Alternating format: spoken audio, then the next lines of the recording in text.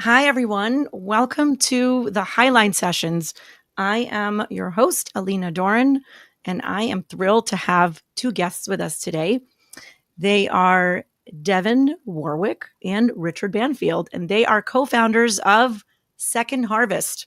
What is Second Harvest? We're going to get into that. They put on incredible retreat series helping leaders navigate transitions and design what's next with purpose. Just for a bit of context, Richard is an entrepreneur, he's an author, he's an artist, a design strategist, and he is a self-proclaimed recovering CEO. Can't wait to hear about that. And he now channels his experience and wisdom into guiding others through reinvention and intention.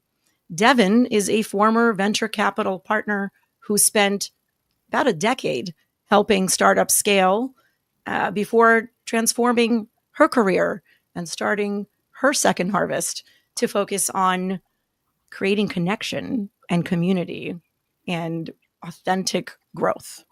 They lead retreats. Earlier in the year, they led a retreat in Austria, and they are fresh off of an incredible retreat in Spain. I am going to be honest with you, there's a bit of FOMO that I'm experiencing that we're going to dig into what we all missed by not being at that retreat. Can't wait to hear about it. Welcome, Richard and Devon. Thank you. Thank you so much for having us. So you are fresh off of Girona, Spain. Am I pronouncing Girona correctly? Girona, yeah, exactly. So you had, first of all, fully booked 5 days. Folks who are, and this is what we're here to really talk about. As I was thinking about our conversation, we have sort of markers of success all our lives. We have this living for the someday, the carrot, like the next marker. I'm going to go to the right school. I'm going to have the right title. I'm going to get on the right ladder and I'm going to climb that ladder, right? And then I'm going to achieve XY title. Maybe I'll get to be an executive. Maybe. And then once I get there, then I have made it. Now what? I've arrived. And then, so, once I have 2.5 kids, once I have the picket fence and the dog, whatever that is, and then you arrive at that exactly. I love that. What now? What? Yeah. I'm here. What happens now? And so it sounds like a lot of what the focus was in the retreat that you ran and the work that Highlight Leadership does is around you're successful. Now what? Yeah. So I'd love to hear a little bit. Yeah. It's the dirty secret, right? Nobody really talks about what happens when you make it. The American dream is there, available for everybody, supposedly.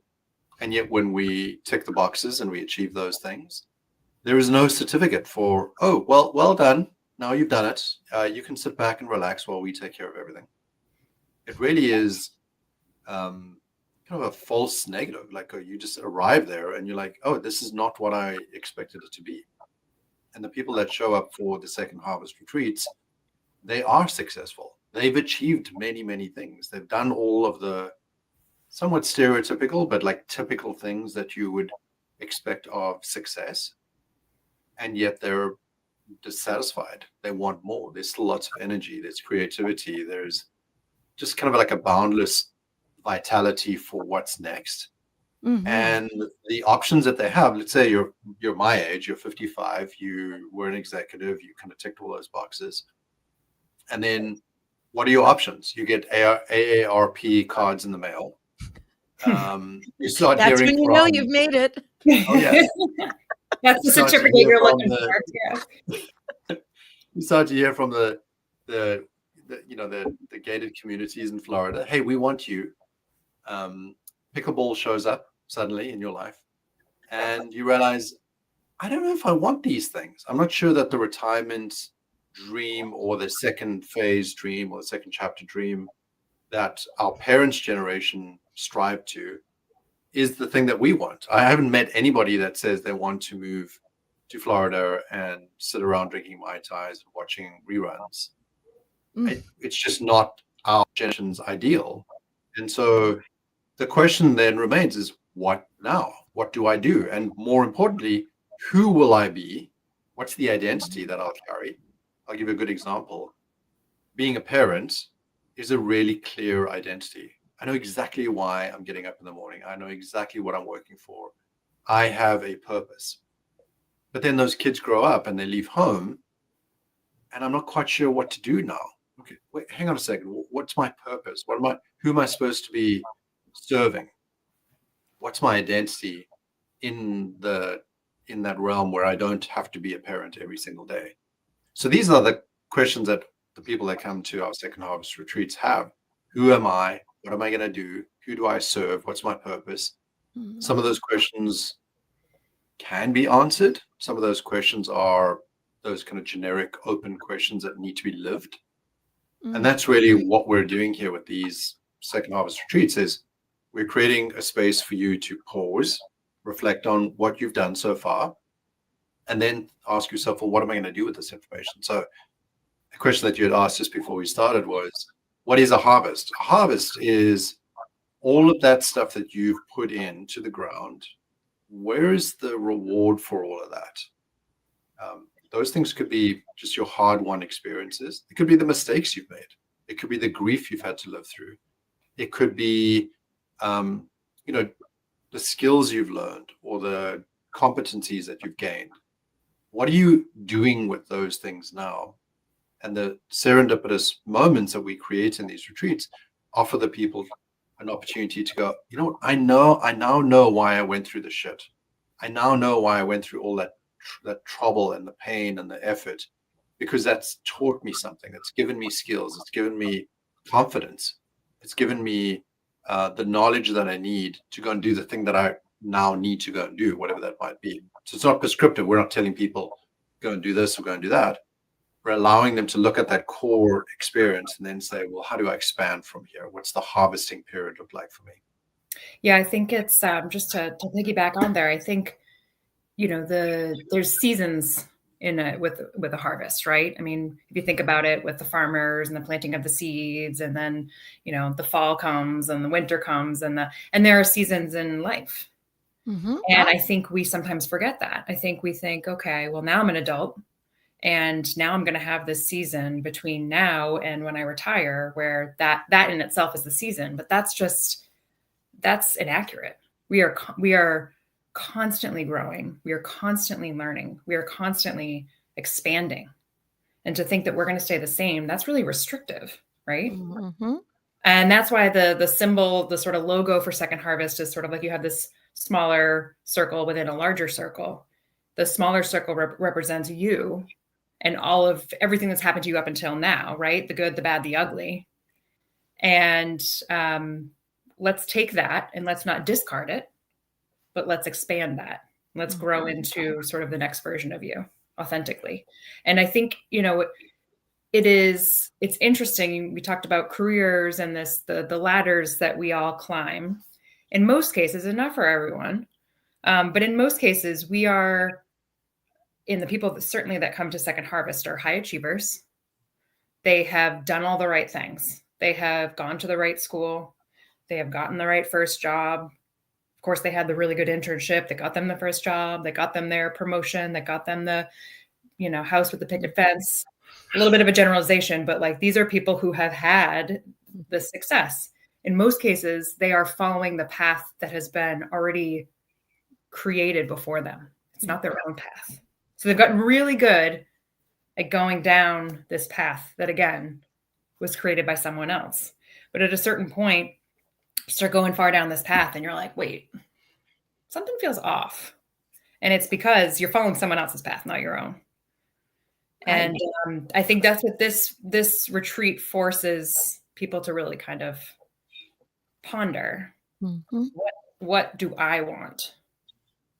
And in some cases, it's continuing down that path. And there's no shame in the game, right? Like my path is not Richard's path, is not your path, is not anyone's path, but at least taking that beat to reflect on what it is you want is a healthy thing to do. And I'll tell you, it is really hard to do nowadays because we have so many distractions and so many opportunities to be thinking about everything else that's happening around us and not just within us. And that's what this gives people. It's the space where you can really kind of take a beat and think about what it is you want and be intentional with what you want with people who are in a similar type of transitionary period.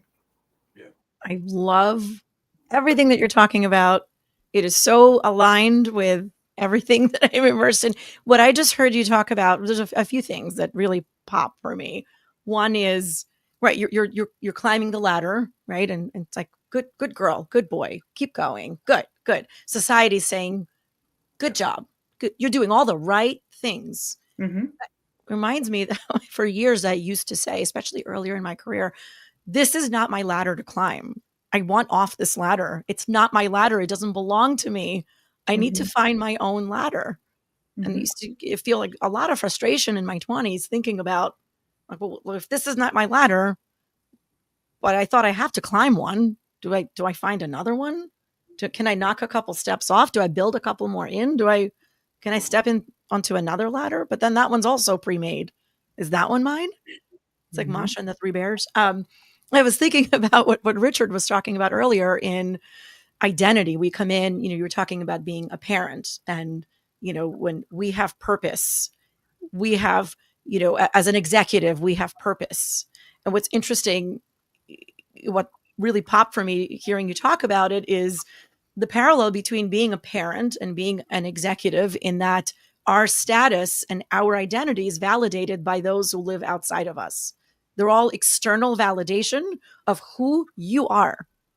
Right. And once those validations aren't there anymore, like once a company is bought and it's not your company anymore, but it was my baby, but I built it, I made it, blood, sweat, and tears. And now what? And, similarly with children, if you're lucky and everything goes really well, they're healthy and they launch and they are independent and they don't need you and they move on. And now you're left without them. And similarly, it's like, but I poured all this energy and intention and brain power and all the sleepless nights and now what? And so there's this cliff of now what? And you look down at the ground and maybe there's no ground underneath them. And there's a free fall of, hold on a second, who am I? I'm not. And I think it's particularly worse for women because they have had so many expectations put on them about their role, their service to their family, their service to the organizations they work for, to their community. And if those things are stripped away slowly through the advancement of your career and your children leaving home, etc., you haven't given the attention that you need to your own identity, to who you are without all those things.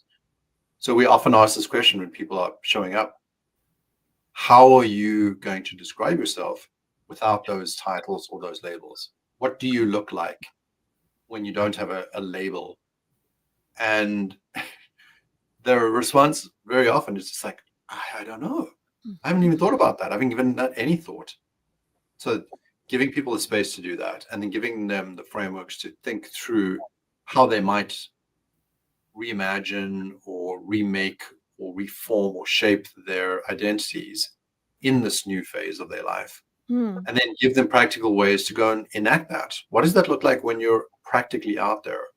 So it's not just, a spiritual guidance or a psychological guidance. It's pragmatic as well. Like, how are you going to spend your time in the world, in the 3D universe that we have, doing the things that you've now crafted during this retreat? So that story arc is really important.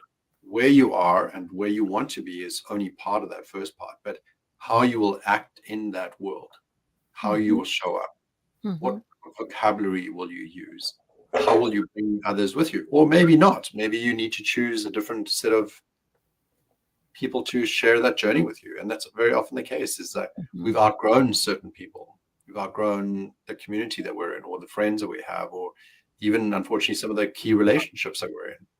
And outgrowing that is hard. It's really hard, especially when you're like in your 40s and 50s. It's like, it's not college anymore. where do you go? How do you start again? Mm-hmm. And we both experienced that. We both experienced loss and like significant changes in our primary relationships, and it's not easy. It's hard. It's really hard. So, where do you have your community to go to talk about these things Mm-hmm. and have those head scratching moments where you can feel safe and feel that you feel seen and understood, so that you can make choices again.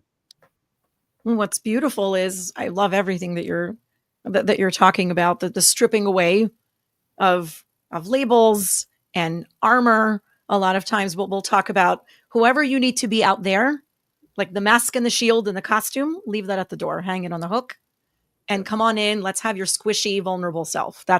We're just going to walk around all squishy and vulnerable here, just humans. I know all the titles, they're shiny. What's that? It's a good metaphor. Yeah. It's a good, right? The green glue or gob, that whatever that's called inside the crystal. That gob that you kind of want to protect and hold.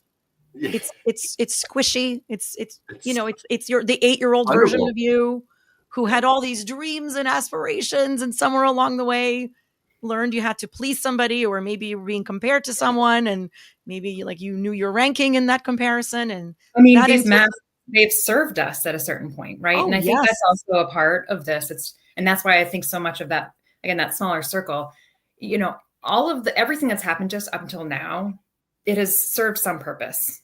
And I think it's having an appreciation and a sense of gratitude for everything. Mm-hmm. The great memories, but even the not so great memories, because there's goodness that came of that. There are lessons that we learned. There are things that we learned about others, things we learned about ourselves, right?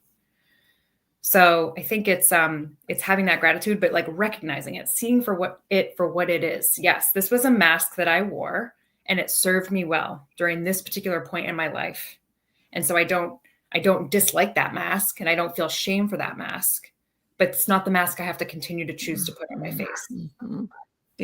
I love that. I love that the shame and the guilt and the pain, that's all in the juicy goodness of what helps us grow. Mm-hmm. And absolutely, if we just kind of discard it, don't look at the mask, then we're perpetuating the masking. Now we're masking the mask. And I love that you and Richard, I think we're all sort of connecting on the point of difficult experiences and pain build us and make us who we are, and shape and tell us what we're capable of. Mm-hmm. Yeah, it's become a little bit of a trope, but the reality is we don't really need to be fixed, right? There's no broken parts of us. They're just parts of us. Yeah. And I think that's why we're finding so many people showing up for these retreats, is that we're not therapists. Devon and I are not therapists. We're not there to fix the broken parts of you or heal your trauma. In fact, we recognize that those things are really informative, really helpful in crafting who you are today.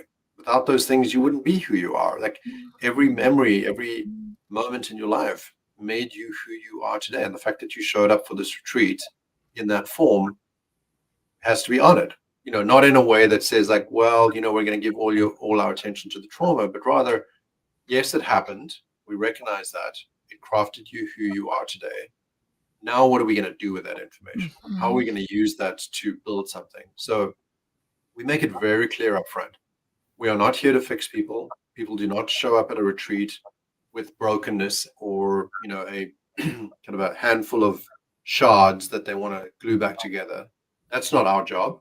There are wonderful therapists out there that can help them with those parts of their experience. What we're here to do is to see those things as informative for their future and understand that those things can then guide them to better choices.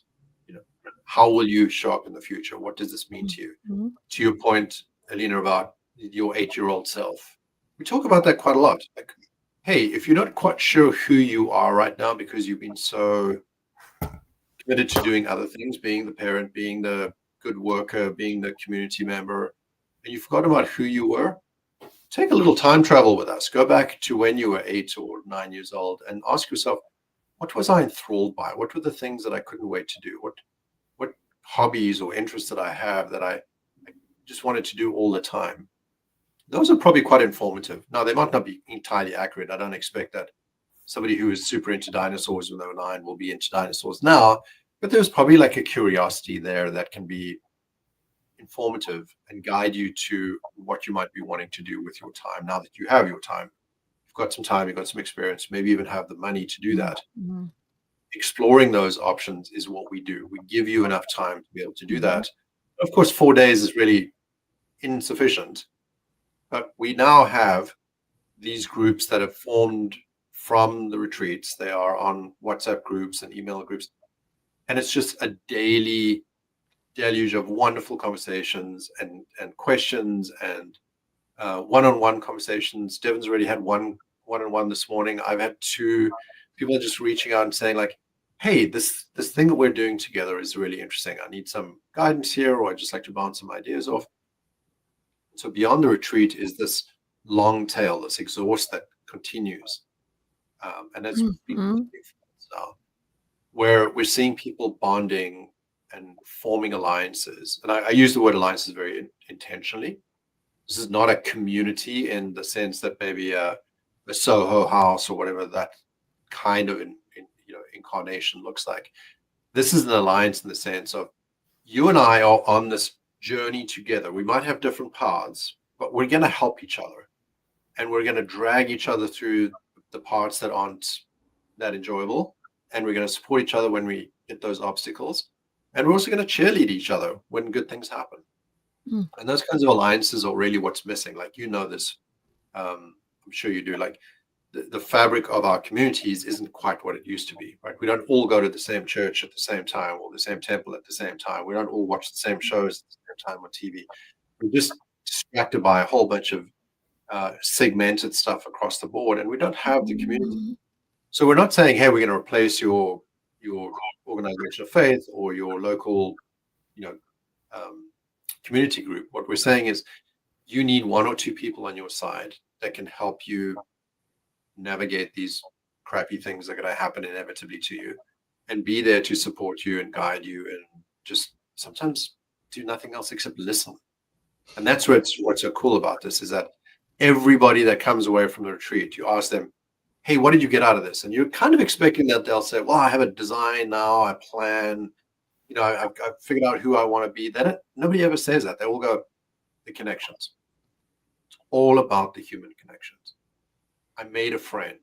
I made a connection to somebody that I didn't think I was capable of having again. I didn't think that there were people like me out there. I thought I was unique. I thought I was alone. I thought I was going to die with all of these feelings and ideas stuck in my head. But actually, there are other people who want to talk about these things and want to share them. And that's the human condition. It's so cool. Like, we're like the most fundamental primitive thing that humans are is also super relevant in 2025. So we had our second event recently, as you mentioned. So we had Austria in July, and then we've just had Girona just last week. I mean, we're literally a few days off the plane coming back from Girona. And this was the second time around that in the days leading up to the event, I think in most cases, you go to a work conference, something that's sort of corporate, and you might be able to see in advance who's going, what their bios are. And this is you sort of seeking that control of who's going to be there, and what's the exact agenda going to be, and how am I going to sort of control, like this, the word control keeps coming up. And this is certainly one thing for me, right? I think what I've recognized it in myself is that I'm a little bit of a control freak, and controlling things feels safe. But it's actually when you sort of relinquish some of that control, then that's where it gives more space for the magic to occur, because the agenda that I could sort of craft and down to the minute, which in my corporate world and venture, when I was running events for our CEOs, et cetera, I had every one of those hours of every one of those days for our corporate retreats booked because I could control it.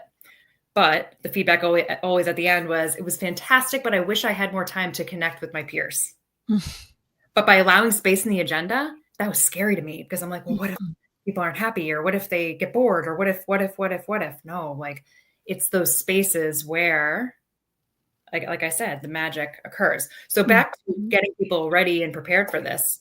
we intentionally did not send out the bios of who was going to be joining. So imagine that you're going to Spain, you're coming from Austin, or you're coming from California, and you're going to be spending the next 5 days with, in this case, 16 other people, and you don't know who's going, and you have a high level agenda, but it's not down to the minute, right? Mhm. What I think this allowed for, by not knowing exactly who's coming, is you could walk in there and it forced you to actually ask the question, to learn about people, to make those connections, to not have some sort of predisposed idea of who was in the room and what being a CEO means. And maybe even being a little bit intimidated. Oh, well, this person's career looks like it was more successful than mine. I'm going to be, no, we all showed up as equals. And I think that was very comforting in the sense that you could show up as you wanted to show up. I think there are people in our lives that, our parents have this idea of who we are. Our college friends have this idea of who we are. Our friends that we made in our 20s, our coworkers. And those identities kind of are carried around with us. But instead, show up as you are. And it just makes for such beautiful conversations. I heard somebody, I think it might have been Mark Walker, who said, this was on like day 3. He said, we've been here for 3 days and nobody has talked about their job. Nobody has said, what do you do? It was gorgeous. We just talked about our character and our dreams and the things that we were afraid of sometimes, but also the things that we were super excited about. And nobody said, like, what do you do? What's your title? What's your label?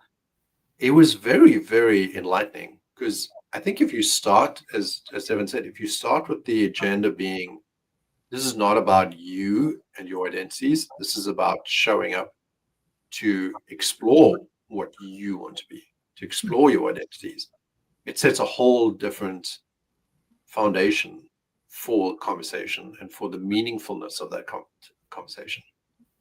That is beautiful. What I'm hearing, and as I hear you describe, it's so meaningful that, like, the labels, like, let's peel them off for a little bit and file them away. We're not going to need them here.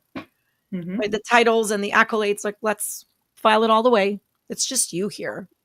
And how beautiful it is to create that vulnerability before they get there, before they even arrive in the space. The control.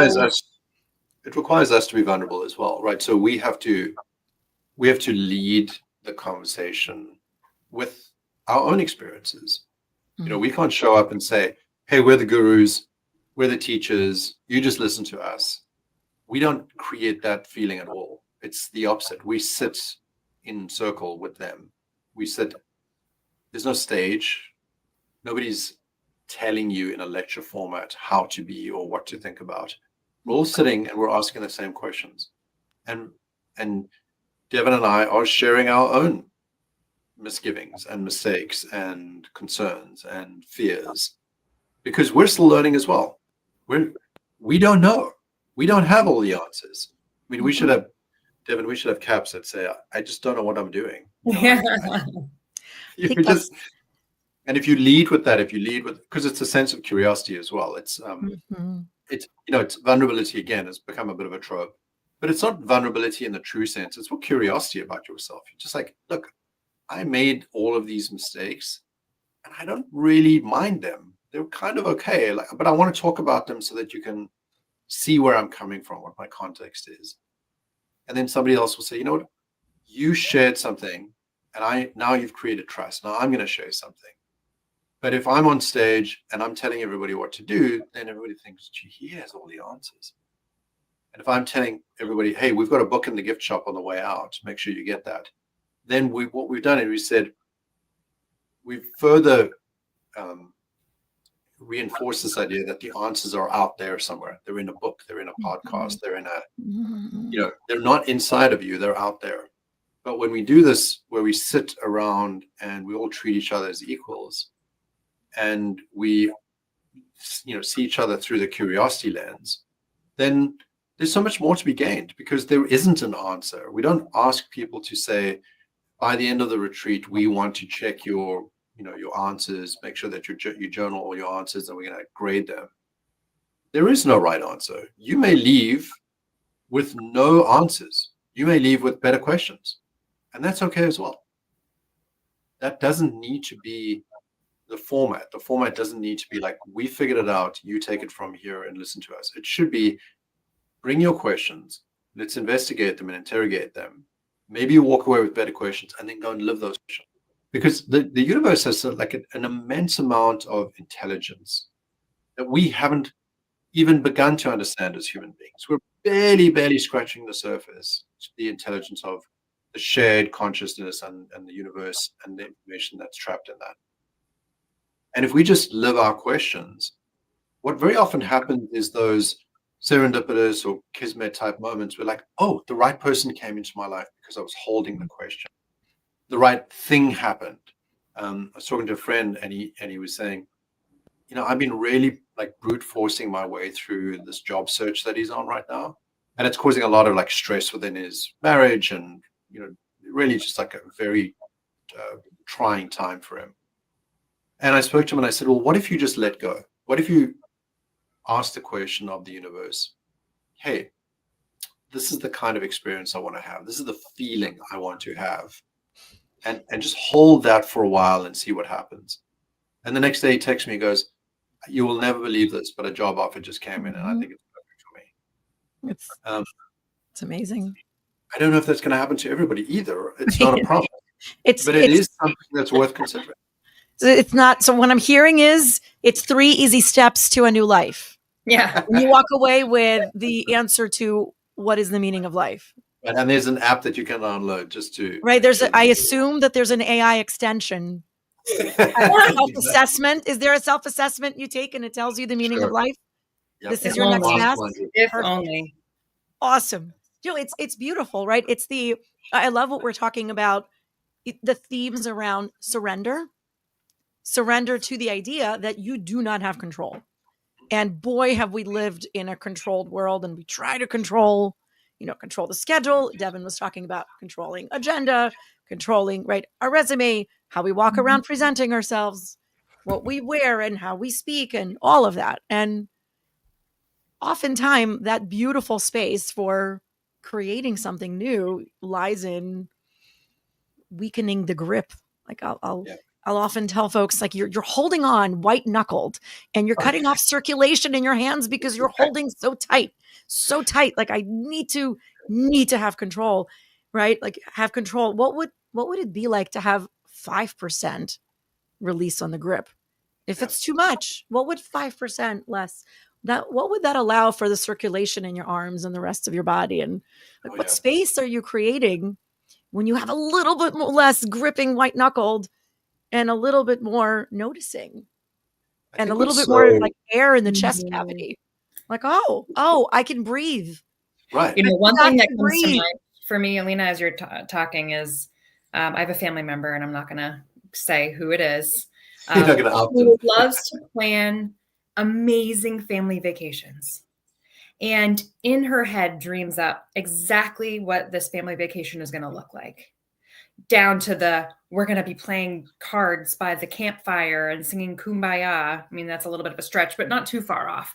And on this day, we're going to have this dinner and it's going to be prepared by this time and this, that, whatever. Mm-hmm. And inevitably, every single time on these vacations, this individual leaves so disappointed and feels so disappointed throughout the whole thing because things didn't go to plan. We didn't actually sit by the campfire. We were by the pool instead. But when we were by the pool, amazing conversations happened. And there was so much laughter and people, were diving in. And if you're so focused on controlling and you want this perfect outcome, you actually miss out on what's happening that wasn't necessarily part of your playbook, but just unfolded organically. So I think that has one of Ben and Richard had said, we go into this and there's no guru, we're not therapists. And that's 100% true. And selfishly, these retreats, I mean, damn, I learned so much about myself on these. I love doing these. I get right in there and I walk away with this, having the exact same feeling that every one of these participants have, which is, wow, I've reframed based on all these conversations and in giving myself the space. I now have a slightly different orientation, or I've reframed how I'm viewing this. And that surrender has been scary at times. Because again, going back Mhm. to corporate, we call Dev 1.0, now Dev 2.0. Yeah. Check, Uh, check, yeah, check. she comes out every now and then and she's like, oh no, there's an awkward silence at Right. dinner. I should get up and give a speech. And Right. it's like Richard says, no, those are the antibodies. Like that is the Dev 1.0, the ego trying to come in and feel like they can control it. Let it go. Let it breathe. Yes, there's a gap in the conversation at dinner, but maybe that pause is giving people the opportunity to have that one-on-one conversation that wouldn't have happened if you were up there on your soapbox trying to tell people all the lessons of the day. Oh, yes. Well, we're talking about the power of the pause, how powerful it is and how painful it can be. Oof, so painful. When you're creating space, then you have to look at the things, and some of the things that you might see might be like spiky, hairy, undesirable things. Then you have to see them. And the problem with seeing is then you can't unsee. And then you might have to actually acknowledge their existence. And then there might need to be some kind of a reaction to that reality. So why don't we just not? And so why don't we just go back to doing all the things? There's no shortage of deflection that looks incredibly virtuous. And I look around, myself included, I'm certainly in there.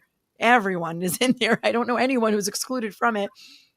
Like there's no shortage of deflection in all the externally approved, externally, labeled as virtuous ways of deflecting and not looking at what we really don't want to look at. Like working really hard looks great. Cleaning, fantastic. Working out, wonderful. Taking classes after, like anything that you do, volunteering. I know lots of folks who throw themselves into helping others, which is incredible. And I also know, having come to know them for many years, that yes, there's tremendous service to community and others. And that is done unconsciously to make sure that they don't get put on the list of what needs to be cared for. So I'm just going to leave myself off the list and care for everyone else. And that way I can armor up and know that I am a person. I am validated externally as a person who cares for others. That's right. That's it. I'm selfless. And yet, if you don't have your mask on, how are you going to help others? Like, that's when you get on the plane and they say, put your mask on first. If we go into a situation where you need your oxygen mask, you got to take care of yourself first so that you can be helpful to others. And I think we find a lot of people experiencing that is they haven't taken care of themselves. They've been taking care of family and kids and others. And then when those things aren't as present, then it's very confusing to them. They're like, things start to fall apart. What we do, this is an intentional thing, and what we really love about the format of the retreat is that the people that are there and the contributions that they're making are coming from places that are unexpected. So we have somebody who runs the meditations that we start with every morning. This is not somebody who is a hippie who with dreadlocks that's never worked a day in his life. This is a person who ran Red Bull, who worked as an executive at Disney, who worked at Philip Morris, big time executive, has done the work that we are all experiencing as well, has been at the coalface of corporate life. And now he's a Buddhist Zen monk, and he can express both what it means to be a person in this 3D world of corporate life and work life, and at the same time bring the Buddhist and Zen perspective. And I think he's just one of many examples of people who we have there who they're not saying like, oh, you should just give up your worldly possessions and you should just like stop thinking about like living in your, in the world that you're living and stop, taking care of your obligations. They're saying, yes, and you can have those things, but maybe without the stress and the anxiety. And here's how to get there. So this is also somewhat unique because I think a lot of retreats are just that. They're a retreat from the real world. They're an escape from the real world. We're not offering that at all. That is not what we do. We're saying we honor that, we respect that, we see that. It's in the logo. The small circle, as Devon was pointing out, the circle in the middle is the core of all the things that you currently have experienced or are connected to. And the larger circle that surrounds it is the expression of expansive love, attention, whatever it is that is needed in order to grow and go beyond just those things. And that's really the difference between this retreat and anything else. Is we're not saying escape and hide and ignore. We're saying, no, honor and respect, and let's build on that. Let's use that as the foundation. That's the bottom of the pyramid, and we're going to build on top of that. And the individuals that we invite are intentionally curated to bring that perspective. Nobody is there because they've done nothing in their life and now they're looking to start from scratch, or they're trying to escape from their life. They're all there because they've already achieved an enormous amount in whatever field that they're in. We've had everybody from teachers to CEOs. But now it's, okay, what am I going to do with this stuff? And how am I going to build on that? So it's intentionally not an escape. It's very much the opposite of that. And the design of the retreat leans into that. For example, we make it difficult to get to these retreats. We choose locations that are not the airport Marriott. Like, it's not a quick hop, skip, and a jump to go there. It's not in a ballroom. It's on some mountaintop in Austria or a medieval village in Spain, where you have to take, a plane, a train, an automobile, and maybe a bicycle to get there. Because you need to show that you're committed, and you need to also feel that you are part of that commitment, that your physicalness is there as well, not just your mental state, but your physical state is there. And then we're crafting all of these things around that to be intentionally bringing attention to the differences, the kind of the contradictions in what it is that you're doing there. It's not just easy. It shouldn't just be easy. It shouldn't just be grab the book at the gift store and, as you jokingly said, do these things and suddenly your life will be fixed. It's the opposite of all those things. And it's harder. It's harder. It's like the impossible thing to craft, because how do you make a business out of that? How do you make it sustainable? We have to get really creative about how we do this. And if we want it to be sustainable, if we want to invite new people and more people into this, we have to think really creatively about how to bring the commercial aspects of running a really interesting retreat in a fantastic place with some really cool adventures alongside all those meaningful experiences. So yeah, it's a nice challenge for us to find out if we can create the impossible business. Yeah, I appreciate the vulnerability that you're demonstrating here live, right? Of something that's very real and very near, and it's there, right? It's very much there. And I love the pre-selection of the retreat. I'd love to spend a few minutes talking about kind of like behind the curtain and what you're able to share, what happened in the retreat. But the pre-selection, we were just talking about it right before we went live. Folks have to say no, right? People have to say no to a lot of other things in their lives to say yes to this space and time and to be present. And I appreciate the intentionality that you and Devon designed so that people have to bring all of themselves, physically all of themselves. They can't just hop onto Zoom, right? Or like you said, the Marriott by the airport.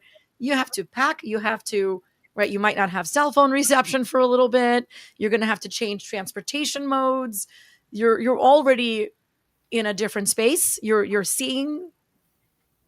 You are living in a different space. Your eyes are looking at different things. You are immersed, and you've said no to a whole bunch of other important things to say yes to this. So you're choosing each other. So I'm curious about a lot of things. And maybe we can we talk about second harvest of second harvest to have like part 2. Well, Devon made this point really early on, and that is the chemistry of the individuals there is probably the most important thing, right? So yes, we can create the physical environment in which people are out of their comfort zones. Yes, they have to travel distances. Yes, they have to commit time, money, energy, all this other stuff. But she did something which I think was paramount to the success of this, and that she would interview every single person that applied and make sure that the intentions that that person had were compatible with what was going to happen. So if somebody was there showing up and saying, "Oh, I just need an escape. I just need to get away from the noise and the chaos of what's happening in America today," or something like that. There's a lot of people who just need a vacation, and they would show up and say, this sounds great. I've always wanted to go to Austria. It's on my bucket list. I want to go on vacation there." And Devon would interview everyone, and she would calmly and thoughtfully make sure that they were the right match. And in some cases say, "This probably isn't the right thing for you. This might not be what you think it is. This is not a Disney cruise. This is something else." Right. Clearly not those words, but in a way that was like kind and responsible to the whole ethic of what we're doing. But in reverence to the idea that chemistry is so important in these intimate groups, like we have 18 on the first one, 16 on this one. This is a small group. You're going to get to know each other really well, right? You're going to breathe each other's air, and you're going to walk side by side. There has to be some kind of alignment there. Now, you're not going to come from the same cities. You're not even going to be the same color or the same race or the same gender, but you do need to at least have that intention that you want to be there for the purposes of exploring a new identity on your terms. That's going to ultimately lead you to a good second harvest, a good second chapter. And that's something that Devon does really well. And it doesn't scale. It sucks, actually. It means like more time on the phone. It means more time getting to know people. There isn't some kind of database we can just suck out of and say, okay, these are the 20 people that are come next week. We have to be intentional about it. We have to invest our time in it. And it's not easy, and it takes more effort, but it's worth it. It's really worth it. It's the premium, right? Yeah. I mean, what I'm hearing is it's the premium it's the opposite of AI automation and streamlining processes. It's handcrafted, picked by humans. Yeah, we call it using their brains and hearts. That's the machinery, right? Maybe a notebook, maybe Excel. And there are a lot of good examples of this out there. There's brands that make things or sell things or create experiences where you ask yourself, like, do we really need a mechanical watch like a Rolex? Do we really need an aspirated engine like a Porsche? Those things don't need to happen in the world. We could have electric cars, and we could have digital watches. We don't need those things, but they're crafted by hand, and they're crafted with care and with love. And that means something. And it means something as you said, in contrast to what's going on in the world where everything is digital, where your attention is sold for, pennies on the dollar to the highest bidding advertiser. In contrast to that, we're saying, no, we value your attention. We value your time. We value your energy. We value your money. And we think that it's worthwhile spending time with you. Again, does it scale? We've had a couple of people post on LinkedIn saying, "This is great. I hope it scales." I mean, we hope it doesn't.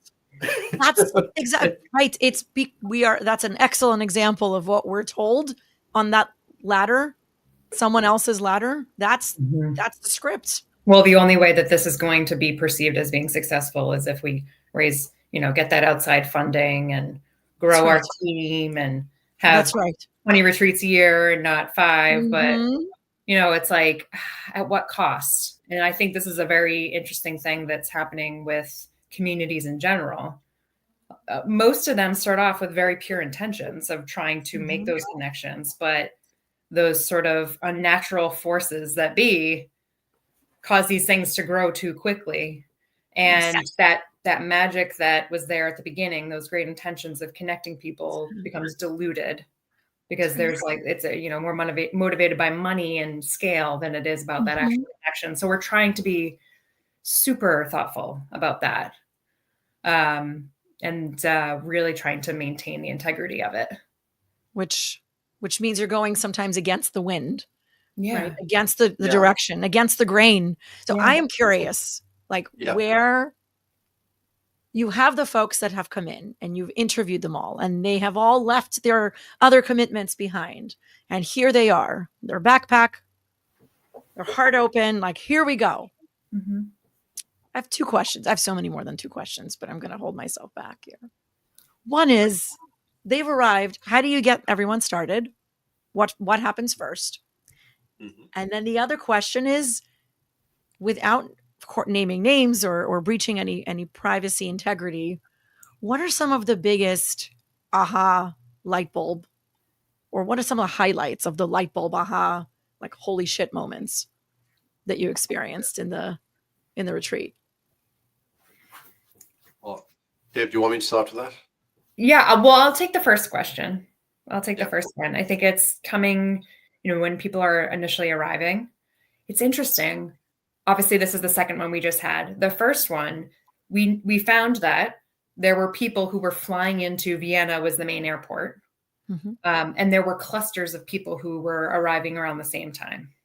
And it was going to be a 3-hour drive from Vienna to Carinthia, where we were having the retreat. And again, my sort of like monkey mind was like, 3 hours after they've just had a red eye. Oh my God, they're going to be so tired. What's that experience going to be like for them? It ended up turning into the biggest blessing, because here you have these people who have just flown in together. They are pretty tired, so they're kind of raw. And they get on this in a car with now people who are sort of strangers, and they spend 3 hours together in the car. And I kid you not, when they arrived in Carinthia, it was as if, to witness it, it was pretty crazy. Like, they had their inside jokes from, the snacks in the car, and so-and-so's playlist. And it was like, it totally just cracked it open in such an unexpected way. So, we played on that second time around. We also had clusters of people coming in at the same time. And lo and behold, the same thing happened again. We had 2 people who flew in together. And maybe this is like leading into the next sort of like aha moment question, but these 2 people who I quite frankly would not have put together if I had had my, choice, but the universe had different plans. And so I had these 2 people come in, and again, they showed up and they seemed like they had been friends for over a decade. And turns out they had a pretty deep heart to heart. They had almost 2 hours together in the car coming from Barcelona to Girona. They'd hit some traffic. It was supposed to be an hour 15, but in that time, they opened up to one another. And actually 2 people who seemed to be quite dissimilar in terms of even just like from culturally and their careers, totally had something very, very similar in common in terms of something that they'd both experienced. And again, that's where, so it's the little things like that. And then of course, on the evening of day 1, everyone arrives and we have some sort of welcoming dinner, right? In the case of this event in Girona, we had the owners of the hotel we were staying at, called Palau Fugit, which is this medieval palace that had been converted in the last few years into this absolutely beautiful 5-star boutique hotel. And part of it was we didn't want to have it, like Richard had said, at a Marriott that seems so cookie cutter. We wanted something that had history, a story, perhaps even had the story of, hey, this couple, this is in their second harvest. They had these different careers. They decided that they wanted to create this hotel together. And that was just that. So we had the owners of this hotel, this couple, speak to that experience and kind of welcome us into their homes and make us feel like we were really a part of something special, which we were. And so you had these sort of series of things that just got people to step into that mindset of, okay, this is unique. This is interesting. These people here are vulnerable. And that just allowed other people to also kind of let their guards down. Oof. It's like immersive authenticity. Like you're dunked in a pool of, it's all around you. I love it. Yeah. I love it. Well, a lot of it is like Devon said, a lot of it is the design of the conversational environment. Like we shouldn't be telling people what to say and what they should talk about, themes to get into. They want to talk about death, let them talk about death. They want to talk about grief, let them talk about grief. But we've designed it in such a way that there are multiple ways for that to happen. A lot of it is around this concept of the difference between side-by-side and face-to-face conversations.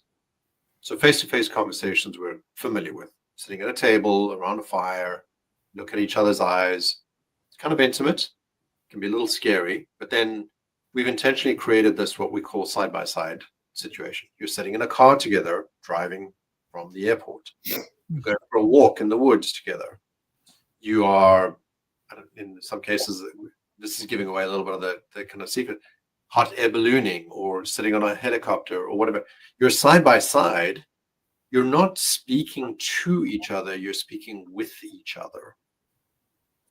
It's, if you've got kids, you know how this is. Like sometimes the best conversations you have are in the car on the way to the sports game or the road trip you're doing, because their guard is down. They don't have to look you in the eye. They don't have to feel that kind of pressure. So those are intentional. We do that. And then the second thing, which answers your next question, is the breakthroughs don't always happen there. They can happen well after the people have returned back to their lives. And in one case, I got a call from a guy who said, "Listen, we got to get together. Like, I need you to have my feedback." This is like 2 weeks later, and I felt quite anxious. I was like, "Wow, this is a serious dude." I thought he was going to kind of grind me on what had happened. And we get to the coffee shop, and he says, "Richard, you've really fucked up my life." And I'm like, "Oh my God, what have I done?" And he goes on to say that he had everything planned out, that the ladder was very clear to him. The next rung in the ladder was very clear to him. And he was committed to that. And then he comes to the retreat, and we ask all these hard questions. We have these meaningful conversations. We get into it. We go deep. And he said, "I no longer want those things. I don't want to climb that ladder anymore. I want something different." And the retreat has kind of screwed up my plan, because now I've got to think about what I really want. And it's a little tough because I'm like, 50 something years old, and I thought I'd figure this out. Now I've got to like start from scratch again. So the breakthroughs don't always happen in the way that you expect them to. Sometimes they're as clear as daylight. Somebody shows up and they're like, "I just needed validation that this was the right thing to do. I just needed to hear it out loud." But in other cases, it's like it percolates, and and in the times that follow, the weeks and months that follow, something amazing is going to happen. We actually, while we were on this last trip, we got a text from a guy who had been at the first one to say, "I finally got the courage to step away from the role that I've been in for the last few years. It was toxic. It wasn't working for me. I've decided to go on my own, and I gave my notice." And it was like, okay, cool. It's like took 3 months, but it happened. So, these things happen on their own time. We can't decide when they're going to happen. Incredibly powerful. Actually, one thing that's been cool too that just came to mind is we've had people who have gone on to talk about business opportunities together. And again, people that I would not have necessarily thought, this man and this woman are going to go on and start at this type of business together. No, but it was they write a book together, or write a book together has come up. And so it's those little things that it didn't happen while we were there, although I think they started pulling on the thread there. Mm-hmm. But now it's been in the months, post where we're getting these little nuggets of, we just went on a writing workshop retreat. 2 women went on a writing workshop retreat together in Sedona. And it's things like that where you realize, wow, this is pretty special. And it's just so fun to be a part of and to witness it. Richard and I say we're creating the container by which this can happen. Mm-hmm. The people are creating the magic themselves, but it's fun to create that container and be helpful. We've both lived through, especially over the last 5 years, significant changes, both career and personal. If death of loved ones, marriage, divorce, changes of career, selling businesses, like we've been through it. And to be in a position now where we can help others who are navigating similar changes is really, really meaningful. I mean that we talk about it. It's like the correct me if I'm wrong, Richard. It's like the wound. The light of the gift shines from the wound. Yeah. Beautiful. Right. We heal where we need to heal and where we've healed. Exactly. Yeah. Beautiful. Oh, what a treat to have you both here and join me. I love it. And we need a second harvest of Second Harvest. Would love that. Second Harvest Squared. Let's do it. Episode 2. Thank you, Mary. I see your little note there. That's so Oh. awesome. What did Mary say? Oh, beautiful. Oh, I can't see Beautiful. Mary. Mary was Just on. show it real Mary was quick. on our retreat. Yeah, she's the best. We love her to bits. She's amazing. Beautiful. That is a beautiful comment. Yeah, that's something. Thank you so much. What a Thank pleasure. you. Thank you. Thank you. Love the work you're doing, Alina, too. I know you're helping executives and teams from all your lessons learned, and it's pretty impressive to see what you're doing. So thank you for the work you do. Thank you. Thank you. Good to be here with you.